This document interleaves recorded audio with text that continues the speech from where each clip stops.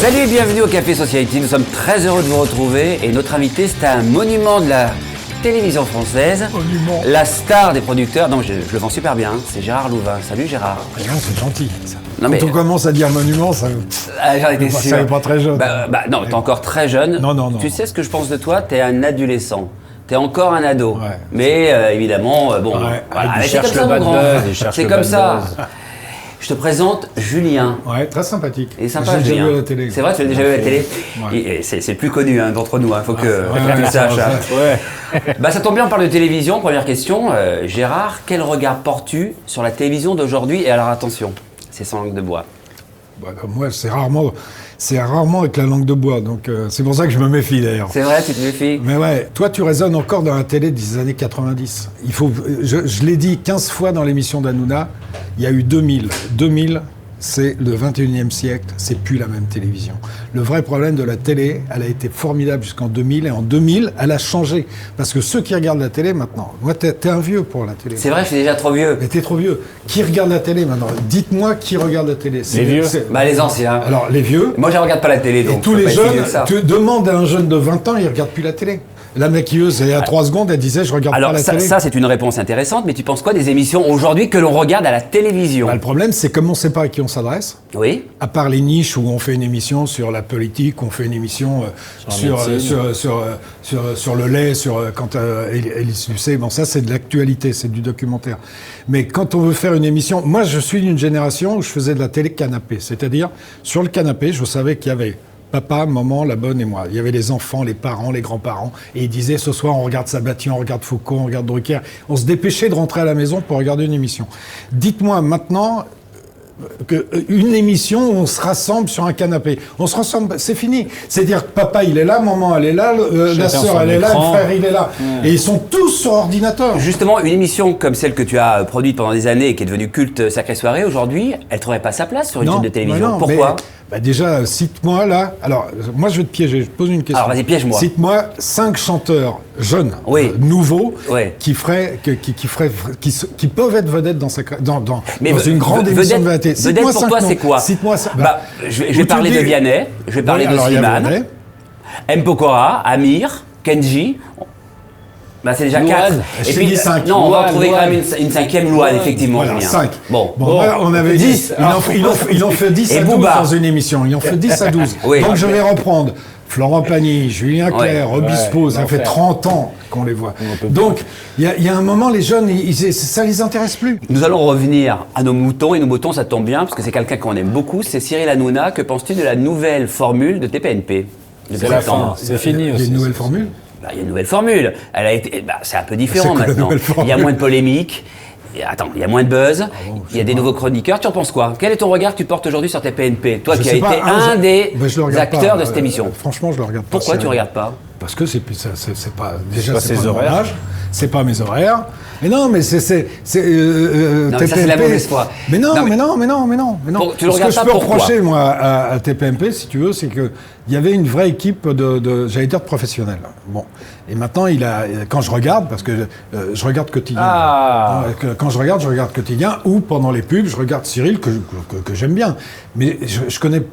Personne. À part Verdès, Benaïm qui a eu un problème de santé, et Jean-Michel Maire, mais c'est vrai que les têtes sont un peu trop nouvelles. Même Jean-Michel Mais Maire, il a attention, changé de tête, hein. attention, ça correspond aux jeunes qui regardent. Oui, non, mais d'accord, mais tu parles de professionnels, des gens qui connaissent les médias. Aujourd'hui, Maxime Guény, il a une vraie qualité Personne en tant sait qui que est Maxime Guény. chroniqueur média. C'est qui? C'est-à-dire- Qui c'est, Maxime Guény? C'est un des chroniqueurs TPNP. Oui, non, mais je sais, mais bon, voilà. Agathe Prou. je sais pas qui Ou en c'est. même temps. Je sais pas qui c'est. Non. Ah non, Maxime mais je Guény, sais pas, la je vais pas dire asiatique. que je sais Ouais. Je qui la c'est. suis sur Twitter, elle est pas mal. Et Rachid Arabi, il a une la vois vraie pas. légitimité. Il est parti. Où hein. sur TPNP? Mais il est parti où? Mais il a arrêté. Ah, mais je ne savais pas moi qu'il avait arrêté. Si, je crois qu'il a arrêté. T'es sûr? Est-ce que Et t'es sûr, Mathieu Serge Delormeau, il a Ouais. arrêté? Non, il y a Mathieu. Alors Mathieu, est-ce que c'est un retour gagnant? Le fait qu'il soit parti pendant des Tu me poses mois, des il questions, est mais parti. vraiment, j'en ai.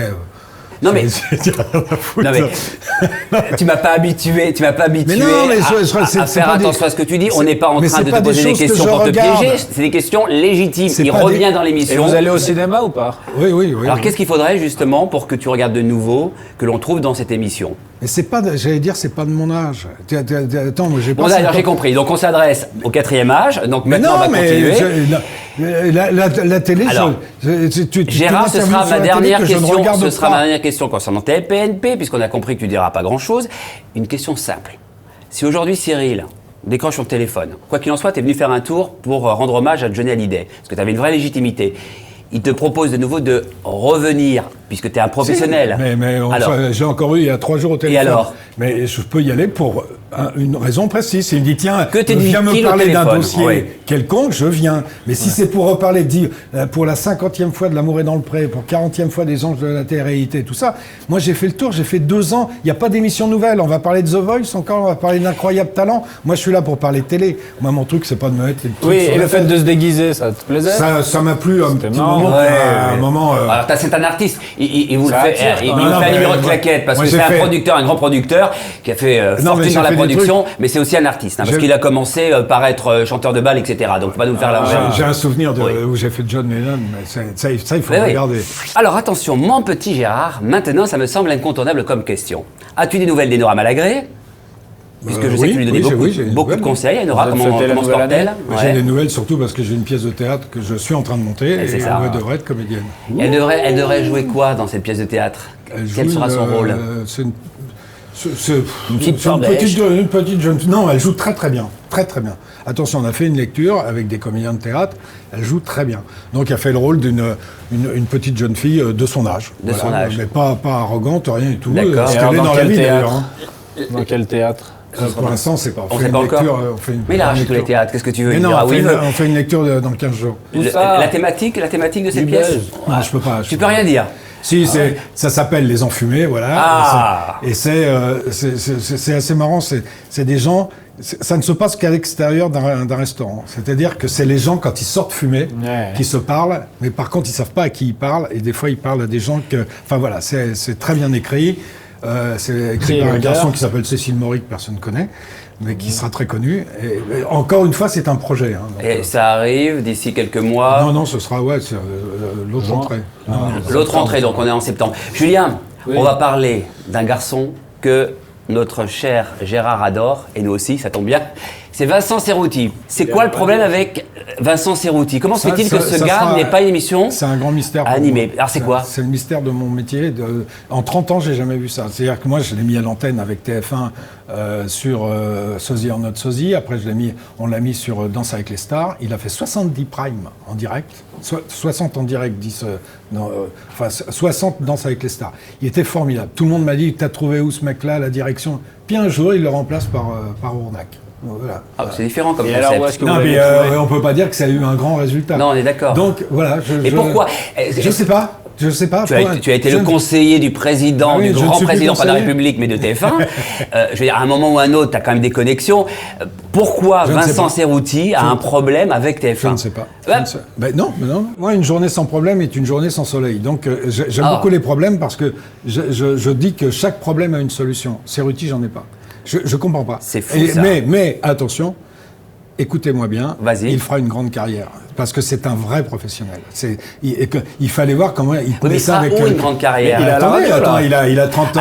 Il a commencé à faire des problèmes à 29 ans. Non mais il a 36 ans. On est d'accord qu'il a encore le temps. Et 36 ans, c'est très très vieux pour les jeunes. Et c'est très jeune pour les vieux. Effectivement, donc tu pourras le regarder avec grand plaisir. À un moment, on a évoqué justement son arrivée sur France 2 dans l'émission Les Amours. Oui. Voilà, ça aurait été une bonne chose, sachant que c'est pas lui. Maintenant, on est parti sur Bruno Guillon qui a remporté qui est très France 2. Le bébé. Alors, ça aurait été bien, Cerruti, à la présentation des Amours. Lui. Ouais. Déjà, il aurait eu du boulot, puis il aurait mis la main, le pied plutôt, chez France 2. Et Bruno Guillon, c'est un bon choix ? Oui. Ouais, d'accord. Oui, d'accord. L'éviction de texte, c'est un mauvais choix ? C'est une connerie. Pourquoi ? Parce que c'est une connerie. C'est des vannes comme ça, j'en ai entendu 4500, moi. Donc, je trouve ça complètement injuste. Surtout qu'ils s'excusent et tout. Non, mais c'est n'importe quoi. Des vannes, on peut en faire. C'était un moyen de le virer. Ouais, je crois surtout que c'est ça. Et selon toi, le prochain sur la liste, c'est qui ? Alors on parle de Drucker, on parle de Patrick Sébastien. Non, je sais pas. Moi, Ils vont pas faire de blagues sexistes. Chez Drucker. Enfin, Patrick Sébastien, on sait jamais, non, mais c'est vrai qu'on en parle de plus en plus. Quand tu vois la carrière de Patrick Sébastien, quand on voit la carrière de Drucker, Foucault, un jour, il s'est arrêté de faire des grandes émissions. Il en fait encore 2-3, mais il y a un moment, il faut s'arrêter. Mais voilà. Où sont les prochains Foucault parmi la nouvelle génération qui trouve grâce à tes yeux? Pour moi, je veux un nom. Bon, il y a Nikos qui oui. Nikos, c'est quand même le patron pour l'instant à TF1, mais je pense que Vincent, moi... Pour toi, c'est Vincent Serruti. Ouais. Si tu avais un conseil à lui donner, ce serait lequel aujourd'hui à Vincent pour revenir dans la lumière? Lui, il voudrait bien revenir, mais il reviendra. Hein. Oui, mais toi, tu peux pousser derrière. Mais vous êtes son agent ou quoi Vous êtes son agent? Non, mais c'est son protégé. Non, c'est moi qui l'ai mis à l'antenne. Voilà, absolument. Et quand vraiment on dit à TF1, j'ai un animateur pour un 20h30, un 20h50, Danse avec les stars, que personne connaît, et qu'ils le prennent, ils me font un petit peu confiance quand même. Ils m'ont fait... Moujotte m'a fait confiance sur Courbet, sur Lagaffe, sur Cavana, sur Energy Award et tout ça. Là, ils m'ont fait confiance, et puis d'un coup, pouf. Bon, alors moi je pensais que tu allais parler de la nouvelle génération, style Yann Barthès. Yann Barthès, parce que tu regardes le quotidien. Ça n'a rien à voir, Yann Barthès, c'est pas un animateur. C'est pas un animateur debout, c'est un animateur assis. Il y a une énorme différence. Alors c'est quoi la nuance? Oui, mais toi tu sais, on sait à peu près, mais pour les gens qui savent pas. C'est un animateur qui fait des interviews assis. Il le fait très bien d'ailleurs. C'est un animateur assis. Et debout, c'est pas aussi bien. Je ne vois pas vraiment faire de la variété. Moi, je pense pas. Camille Combal, je prends des noms comme ça actuels. Camille est très bien. Il a un vrai potentiel également. Très potentiel. Ouais, c'est vrai. Très bien. Stéphane Plaza, qui est très sympathique, qu'on a reçu par ailleurs dans cette émission. Je connais pas bien. Franchement, je le vois plus comédien qu'animateur. Carrément, ouais. Alors, on va parler d'un sujet, c'est juste pour agacer notre ami Gérard Louvain, mais écoute bien la question. Comment as-tu vécu, j'ai bien dit, comment as-tu vécu la polémique autour de la triche Interville? J'ai bien dit, comment as-tu vécu la polémique? Je t'ai pas demandé, puisque tu t'es déjà répandu. Si vous êtes intéressant, vous allez voir à côté de le site des Télé-Loisirs. Donc, comment tu l'as vécu la polémique? On le vit mal? Il n'y en a pas de polémique. Quelle polémique? Sur le moment, quand on est attaqué. On est attaqué de quoi? Attaqué à travers cette polémique, justement. Mais tout le monde Olivier Chabaudot en a parlé récemment. Quel âge tu as, toi? Tu parles d'Interville. 27 ans par jambe. 27 ans, mais tu parles d'un truc qui a 20 ans. Je suis encore loin. Un jeu de vachette où il n'y a rien à gagner. Mais moi, j'ai pas besoin qu'on parle de moi. Peut-être qu'Olivier, il a besoin qu'on parle de lui. Mais je m'en fous, mais à un point que tu peux même pas savoir. Tant mieux. On n'en parle plus. Je peux avoir un peu d'eau? Ça commence à être difficile. T'as vu, là, quand tu prends un peu d'eau, c'est que ça commence à être un peu difficile. Non, mais c'est vrai. Hein. Oui. Alors, on va parler un peu des réseaux sociaux, puisque justement, tu es très actif sur les réseaux sociaux. Ça, c'est extraordinaire. Enfin, c'est pas non plus très surprenant quand on te connaît. Mais sur Twitter, en particulier, tu es très réactif. Ouais, j'aime assez. Je regarde beaucoup, surtout. Je regarde. Ce qui m'amuse beaucoup, c'est la réaction des gens. C'est pas ce qu'écrivent les gens. C'est la réponse des gens.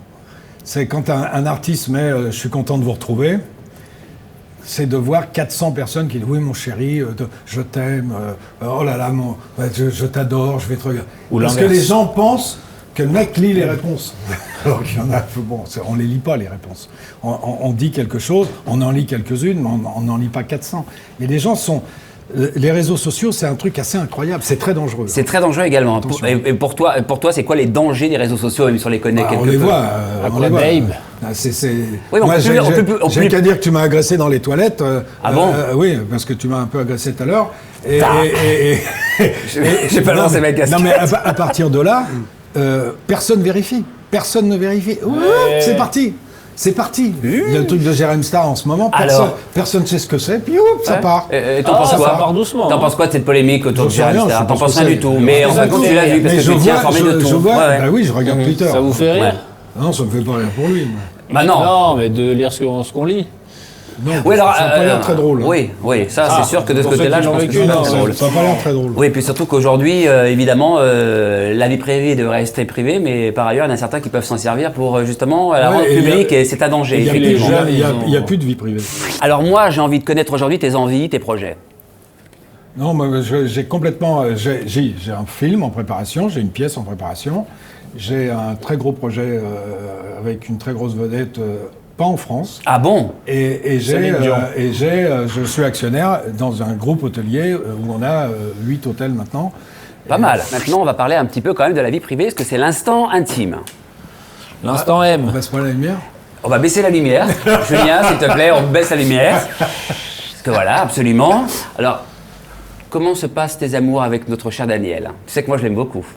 Ah bon, tu l'aimes beaucoup. Bah, tout va oui, bien, je l'aime ça beaucoup. fait 40 balais. Hein. Mais c'est une très belle histoire d'amour, et une très belle histoire et une très belle complicité. Voilà. Ça se passe comment? Bah, ça se passe très bien. Toujours aussi amoureux? On a mangé hier soir du saumon avec du riz. Vous avez bien mangé combien de grammes? N'importe quoi. Non, mais en revanche, c'est une histoire d'amour qui dure depuis des années. C'est quoi le secret de l'amour qui dure? Non, mais c'est une question qui n'est pas anodine, qui intéresse tout le monde. Bah, si tu veux vivre un truc bien avec ton couple, il faut beaucoup de liberté. Faut pas être comme ça. Au bout d'une dizaine d'années. Hein. Donc il faut se permettre 2-3 petits trucs. C'est quoi se permettre de 3 petits trucs? D'avoir une vie privée au sein du couple. Un petit coup de canif. Non, mais quand tu vois, par exemple, Michel Morgan et Gérard Houry n'habitaient pas ensemble, ils habitaient sur le même palier.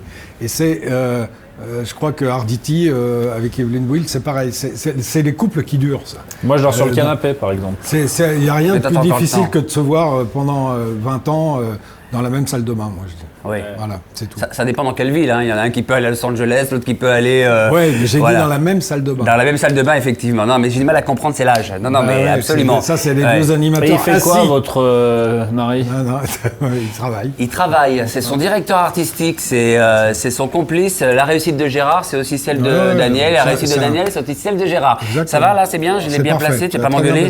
Bon, un mot sur ton fils aussi qui a beaucoup de talent, qui est danseur, Kevin. Il n'est plus danseur. Alors, il n'est plus danseur. Alors, il était danseur. Il a 32 ans. Ah, ça y est, oui, c'est un vieux, 30 ans. Oui, danseur. Non, il a arrêté, il a monté un truc de massage.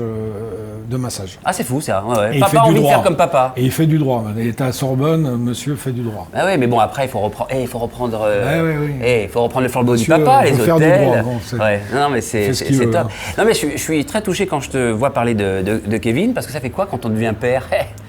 Bah, ça fait. Il y a quelques années, puis ça fait combien? 30 ans? Bah, non, il a 31, je l'ai eu à 6 ans, ça fait 25 ans. Ah, c'est fou ça. Alors quand on devient papa à 6 ans? Bah, t'es papa, non? Bientôt. Bah voilà, tu vas avoir la vraie responsabilité. Je dis toujours que tu descends pas un escalier de la même façon.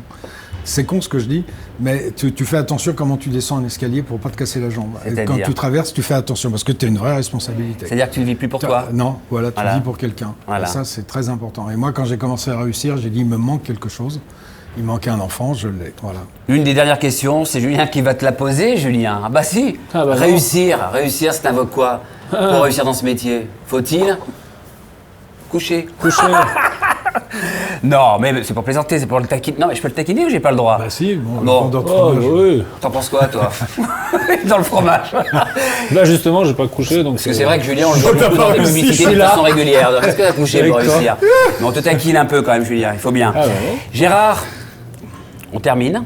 Si tu avais quelque chose à nous dire, à nous faire partager, qui vienne du cœur, c'est maintenant tout de suite, comme dirait l'autre. Bah, je dirais. Sans filtre. Non, à la télé, essayez d'oser plus, quoi. Voilà, oser. O-S-E-Z. Parce que je trouve que ça manque d'audace. Voilà. Moi, j'ai fait plein de choses où justement TF1 m'a donné tu vois, Energy Award, Miss France. On ne pourrait plus le faire maintenant. Tout le monde dirait, oh là là, ça va jamais marcher. Et alors pourquoi ils osent plus? Parce qu'ils savent pas à qui s'adresser, C'est trop long à expliquer, mais pourquoi, c'est vrai? Non, les chaînes privées. C'est les publicités. Voilà. Ce que les gens ne savent pas, c'est que le vrai producteur, c'est la pub. Ouais. Donc si tu fais une émission, je donne vite un exemple. Quand moi j'ai amené La Gaffe sur TF1, j'avais toute la pub contre moi. C'est-à-dire que tout le monde disait, oh là là, jamais la pub va acheter La Gaffe, jamais. Il a fait le bonheur de TF1 pendant des années. Donc Moujotte avait ce pif de dire, on fait confiance à Louvain, on fait confiance à La Gaffe, on le fait. Maintenant, ils ont peur de la pub. C'est-à-dire, est-ce que la pub va aimer? Si la pub, il faut dire aux téléspectateurs, si la pub n'aime pas, ils n'achètent pas l'émission. Donc, ils mettent pas d'argent dans la pub. Donc c'est eux qui décident, qui valident. C'est eux qui valident. Voilà, c'est ce qui s'est passé avec Hanouna, où la pub a fait tout d'un coup. D'un seul coup, quand il a eu le petit virage. Cette polémique. Bon, et ben, la pub s'est arrêtée. Non, mais la pub s'arrête ce jour-là. Pendant 3 semaines ou je sais pas quoi. Donc c'est la pub qui décide. En privé, c'est pas la même chose sur le service public où là, les gens confondent. Je lisais l'autre jour, je sais plus quelle émission, disons Hanouna, où les gens disent oh là là, on paye une redevance pour ça ou n'importe. Et les gens ils comprennent pas. Ils croient qu'ils payent une redevance. Non, ils payent une redevance pour la télévision publique. Et la radio également. Vous voulez dire Et la que les radio, chroniqueurs chez TPMP ont cru que la Non, les gens pensent, quand ils regardent une émission de télé privée TF1, par exemple, c'est la redevance. Je vais les laisser entre eux, on arrive à la fin de cette émission. Et à part c'est ça, passé vite. donc, on va signer évidemment, on va dédicacer le mug. Bien sûr, ça, c'est, ma petite dédicace. C'est incontournable. En 2018, Merci. comme en 2017, comme en 2019, puisque nous on va continuer pendant des années et sans pub.